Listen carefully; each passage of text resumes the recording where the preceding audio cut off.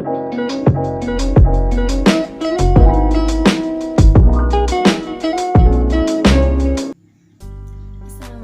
warahmatullahi wabarakatuh.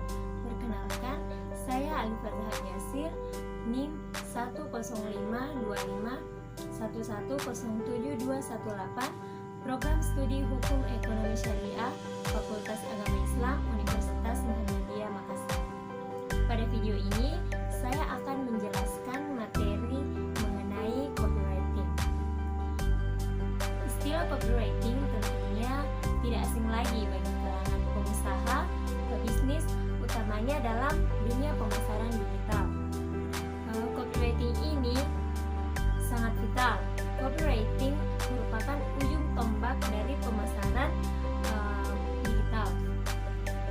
Kita tentunya sering mendengar atau menyadari kalau artikel ataupun tulisan-tulisan berupa ajakan dalam iklan penjualan barang maupun jasa tidak dibuat dengan sembarangan.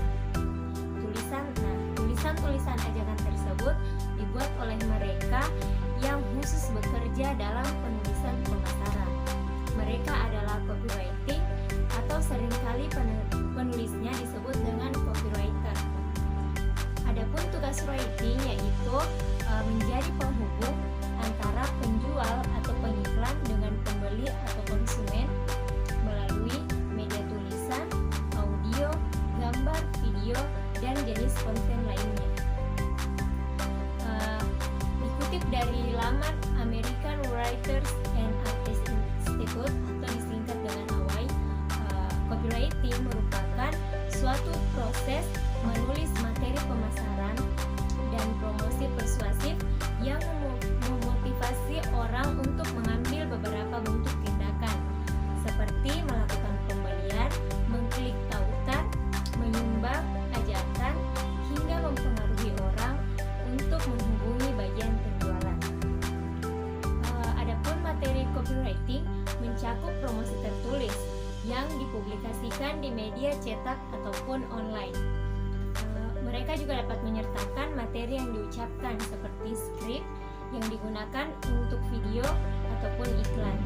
Selain itu, kemampuan copywriting juga bisa diterapkan dalam berbagai media pemasaran seperti teks pada landing page, artikel blog, post media sosial, headline dan meta description, iklan berbayar di Google atau media sosial, judul hingga deskripsi video YouTube. Iklan tersebut atau ulasan produk di YouTube dan bahkan video singkat tentang cara menggunakan suatu produk adalah suatu contoh dari copywriting lisan. Selanjutnya, jenis-jenis copywriting. Nah, jenis-jenis copywriting ini terbagi menjadi 5. Yang pertama, direct response writing. Nah, yang dimaksud dengan direct response writing yaitu suatu bentuk tulisan yang mengarahkan orang untuk mengklik halaman di sebuah website. Kemudian jenis yang kedua yaitu marketing copywriting. Nah, marketing copywriting ini merupakan suatu bentuk yang menyampaikan informasi penjualan untuk meyakinkan kepada konsumen berupa penjelasan fungsi dan manfaat suatu produk yang kita miliki. Jenis yang ketiga yaitu brand copywriting, yaitu jenis copywriting yang fokus dan menyampaikan citra dan identitas dari suatu brand tersebut. Jenis yang keempat yaitu SEO copywriting. Nah, SEO copywriting ini merupakan suatu copywriting yang fokus untuk tampil dalam mesin pencari, di mana seringkali calon konsumen harus membuka mesin pencari untuk mengetahui informasi lebih dalam lagi mengenai atau sebelum membeli suatu produk tersebut. Nah, jenis yang terakhir yaitu technical copywriting. Jenis copywriting ini lebih berfokus dalam memberikan pengetahuan yang mendalam terkait cara kerja suatu produk ataupun layanan. Umumnya, jenis copywriting ini digunakan pada produk kecantikan, teknologi, atau produk kesehatan. Nah, siapa saja yang menggunakan copywriting? semua orang dan hampir dari semua bisnis menggunakan konsep copywriting ini. Tanpa copywriter, bisnis atau perusahaan tidak akan membagikan pesan mereka dengan calon pelanggan atau mereka mungkin tidak dapat memperluas pasar mereka. Semua perusahaan, lembaga pemerintahan, produsen, pengecer, hingga organisasi nirlaba. Selanjutnya, tips membuat copywriting yang menarik. Nah, walaupun copywriting terdengar seperti semi daripada teori, maka ada beberapa langkah yang bisa dilakukan agar teks terlihat menjadi lebih menjual. Berikut adalah langkah-langkah yang bisa dilakukan agar teks tersebut dapat terlihat lebih menjual. Yang pertama, pelajari produk atau layanan Anda. Tanpa mengenali produk, konten, ataupun layanan jasa yang Anda tawarkan, maka tidak bisa memasarkan dengan baik. Itulah alasan kenapa mempelajari produk menjadi bagian dari cara belajar copywriting. Setelah mempelajari barang yang ingin dijual, sebaiknya tulisan-tulisan maupun informasi yang sudah diperoleh dimasukkan ke dalam deskripsi. Hal ini dilakukan agar kita memiliki referensi dalam proses penulisannya. Agar lebih memudahkan Anda dalam membuat produk deskripsi, maka Anda harus mengetahui keunikan produk Anda, fitur keunggulannya, dan manfaat yang akan diperoleh dari konsumen ketika memakai fitur tersebut. Yang kedua, pahami kebutuhan audiens. Mengenali audiens sama pentingnya dengan memahami produk sendiri. Mengapa? Karena inti dari copywriting bukanlah suatu keuntungan yang akan Anda peroleh, melainkan manfaat yang akan audiens dapatkan saat menggunakan produk Anda tersebut. Selain itu, memahami audiens juga berguna untuk membuat teks pemasaran yang bisa terdengar lebih personal atau tepat sasaran. Jika hal tersebut dilakukan dengan baik, besar kemungkinan akan ada banyak orang yang tertarik untuk membeli produk Anda. Yang ketiga, tentukan headline yang memikat. Sebanyak 8 dari 10 audiens hanya akan membaca headline atau judul Anda saja. Itu artinya Anda harus mampu membuat judul yang sangat menarik perhatian. Dalam hal ini, Anda harus memerlukan tingkat kreativitas yang tinggi agar bisa membuat headline yang menarik. Tapi praktiknya tidak sesulit dengan yang dibayangkan.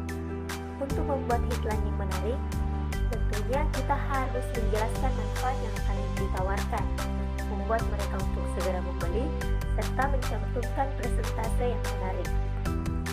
Tips yang keempat yaitu dukung headline dengan lead yang menarik. Headline atau judul tentunya harus mampu menarik audiens karena mereka berada di barisan terdepan. Namun, belum tentu orang tertarik untuk membaca artikel, newsletter, ataupun landing page Anda lebih lanjut setelah mengklik judulnya. Untuk itu, suatu headline yang menarik harus bisa didukung dengan lead atau paragraf pembuka yang juga menarik. Beberapa cara yang bisa dilakukan untuk membuat lead yang menarik adalah dengan menunjukkan empati, memulai dengan fakta, atau membuat audiens menjadi sangat penasaran. Tips yang kelima yaitu tulis copy yang berkualitas. Walaupun headline dan lead adalah salah satu bagian yang sangat penting di dalam teknik copywriting, namun kita juga tetap harus memperhatikan bagian utama penulisan atau yang biasa disebut dengan copy. Beberapa cara yang bisa dilakukan untuk membuat copy yang berkualitas adalah dengan menggunakan kata ataupun kalimat yang sederhana. Contohnya menulis untuk satu orang saja, menjelaskan manfaat kepada audiens, dan juga memanfaatkan subheading. Tips yang terakhir yaitu akhiri dengan persuasif. Nah, apapun tujuan dari teks copywriting Anda, pada bagian akhirnya Anda tetap harus menyertakan ajakan untuk melakukan suatu aksi yang Anda inginkan, baik itu aksi untuk membeli produk, subscribe konten, daftar newsletter, dan lain-lain. Untuk membuat ajakan ini, Anda harus menggunakan CTA atau Call to Action. Nah, Call to action ini merupakan suatu tombol, banner, ataupun formulir yang isinya tentang perintah pada audiens Anda. Pada website layanan digital, beberapa contoh CTA yang biasa digunakan adalah daftar sekarang, coba sekarang, atau mulai sekarang. Tapi, ada baiknya CTA yang Anda buat tidak hanya tentang mendorong audiens dalam memberikan komitmen mereka saja. Di saat yang bersamaan juga harus memberikan manfaat untuk audiens Anda. Penggunaan CTA pada blog artikel pun tidak jauh berbeda. Formulir untuk mencoba akurat online di bagian bawah artikel ini adalah contoh mudahnya. Terdapat formula rahasia dalam copywriting yang dinamakan dengan AIDA formula. AIDA formula merupakan gabungan dari beberapa poin. Yang pertama, attention, interest, desire, dan action. Formula yang pertama yaitu attention. Attention menarik perhatian konsumen. Formula yang pertama ini bertujuan untuk mencari perhatian kepada konsumen tentang produk yang akan kita jual. Strategi ini menyesuaikan dengan produk yang kita jual. Cara yang bisa dilakukan dengan membuat judul atau headline yang menarik, menggunakan gambar, video, atau kalimat pembuka yang membuat penasaran. Contohnya yaitu seperti yang telah dijelaskan dalam PowerPoint ini. Yang kedua, interest. Interest menarik minat konsumen. Setelah Anda bisa menarik perhatian konsumen, langkah selanjutnya adalah menarik minat konsumen dengan menonjolkan dari sisi manfaat dari produk yang dijual. Pada tahap ini, sebagai penjual, kita harus bisa menonjolkan keunggulan produk yang dijual sehingga konsumen memiliki minat dan tertarik untuk membelinya. Yang ketiga yaitu desain, menarik konsumen untuk membeli.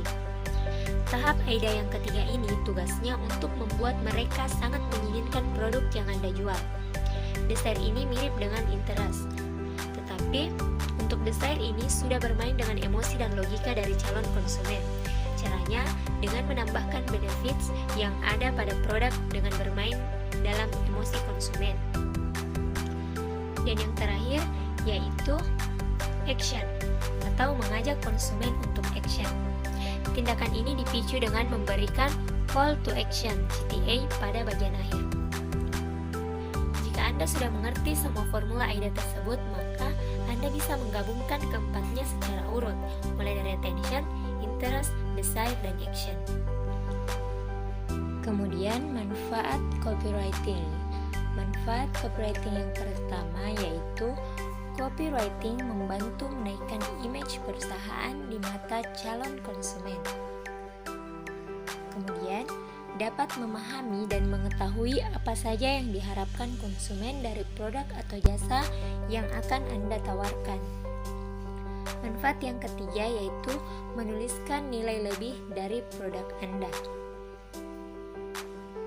Selanjutnya, membantu konsumen untuk mendapatkan informasi yang dibutuhkannya. Dan manfaat yang kelima yaitu mampu menarik dan membujuk konsumen. Ada beberapa teknik copywriting yang bisa diterapkan untuk meningkatkan kualitas copy, baik untuk landing page, sales letter, maupun media pemasaran lainnya. Di antaranya yaitu formula AIDA. Formula AIDA merupakan singkatan dari attention, interest, desire, dan action. Yang kedua yaitu konsep slippery slide. Untuk menguasai copywriting, tentunya kita harus belajar membuat audiens tetap tertarik dengan tulisan yang kita buat hingga akhir. Nah, slippery slide ini merupakan teknik copywriting yang perlu diterapkan agar tidak terdengar membosankan. Yang ketiga yaitu social proof. Sebenarnya teknik copywriting ini lebih tepat digunakan untuk landing page dan sales email. Akan tetapi, kita juga dapat menerapkannya dalam media pemasaran apapun. Pada dasarnya, social proof ini adalah elemen copywriting yang digunakan untuk meyakinkan audiens bahwa kita dapat dipercaya. Ini dapat ditunjukkan dalam beberapa bentuk, termasuk logo klien, testimoni pelanggan, serta jumlah pelanggan ataupun subscribe. Dan yang terakhir yaitu yakinkan audiens dengan frequently asked question.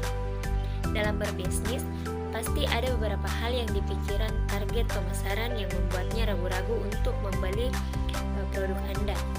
Alasannya bisa jadi harga yang tinggi, ada produk serupa yang lebih terkenal, atau kurangnya pemahaman tentang layanan Anda.